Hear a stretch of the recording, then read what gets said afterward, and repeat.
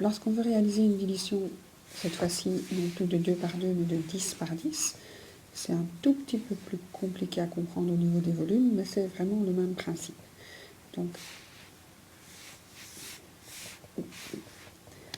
la dilution qu'on va réaliser va être de 10 en 10, donc 10 fois la concentration. Donc, ceci sont les concentrations, elles vont être divisées par 10. Donc si on divise les concentrations par 10, il va falloir que le volume qu'on va prélever soit multiplié par 10. Donc si on imagine qu'on prélève 1 ml, pour multiplier 1 ml par 10 ml, il faut arriver au final avec 10 ml. Et donc si on veut arriver à 10 ml en prenant 1 ml de solution stock, donc ce sera notre volume de solution initiale, le volume d'eau, lui sera de 9 ml. Et donc on aura le volume final de 10. Parce que le volume final, c'est le volume initial plus l'eau. Et donc il faut tenir compte de cette quantité de volume initial et donc ne pas rajouter 10 d'eau, parce qu'on aurait tendance à rajouter peut-être 10 d'eau si on veut diviser la concentration par 10. Mais non, c'est le volume final qui doit passer à 10 si on part d'un volume initial de 1.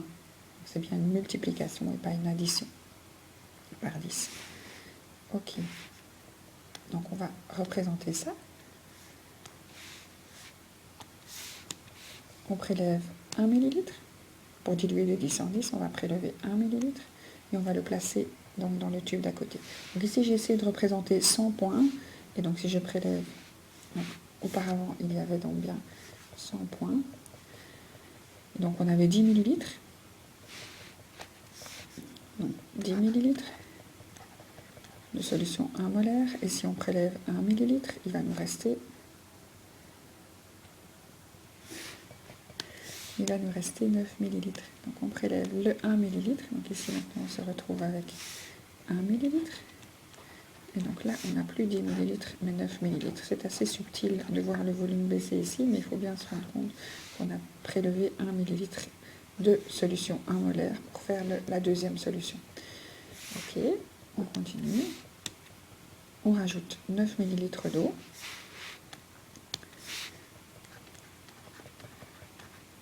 Voici l'eau qui arrive.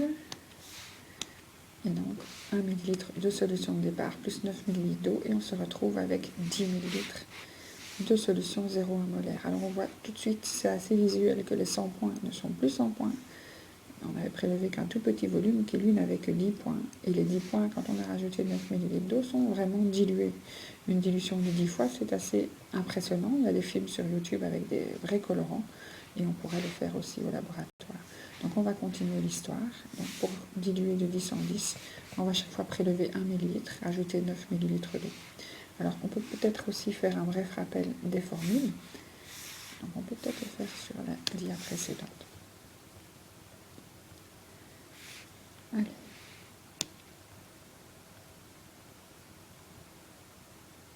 Quand on est ici, donc on a une certaine quantité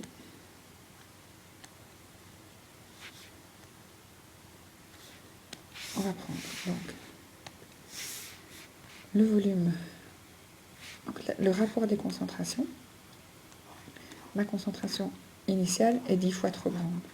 Donc j'ai 10 fois trop de concentration initiale. Donc le rapport de ce que j'ai par rapport à ce que je vais avoir, c'est 10 fois trop grand. Donc je dois diluer 10 fois.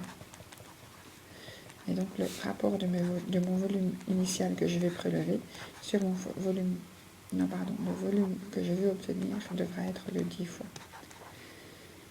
Donc je devrais avoir un volume final 10 fois plus grand que ce que je prélèverai de la solution. Donc mon millilitre devra au final se retrouver dans 10 millilitres. Donc je devrais rajouter 9 millilitres d'eau.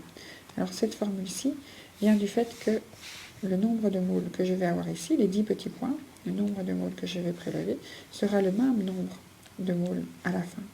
Quand j'aurai rajouté l'eau, il n'y aura pas de changement entre les 10 petits points. Les 10 petits points se répartiront juste dans le volume. Et donc si le nombre de moles que je vais prélever de ma solution 1 molaire va rester le même nombre de petits grains dans ma solution 0,1 molaire, si je rajoute de l'eau, ça ne change rien.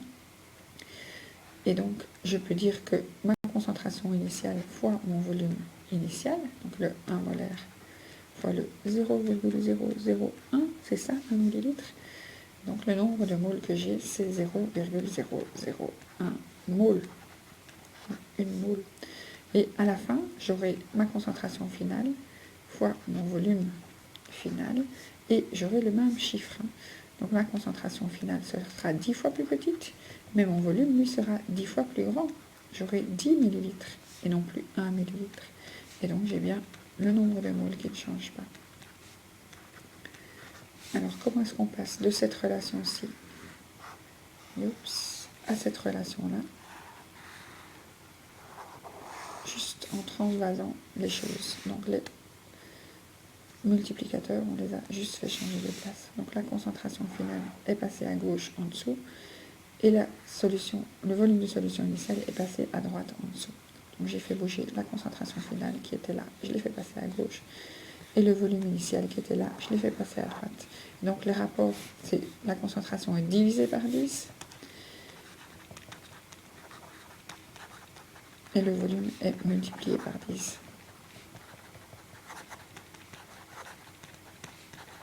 Pour une dilution par 10, une concentration divisée par 2, je dois multiplier le volume par rapport à ce que je prends.